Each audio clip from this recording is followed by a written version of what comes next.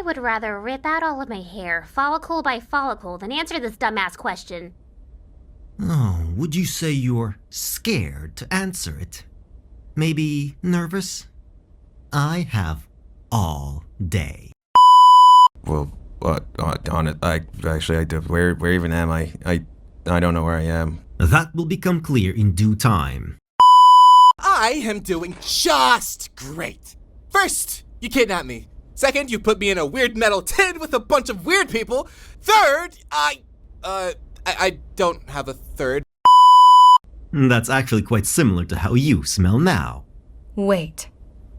What? Oh my god! Just maybe.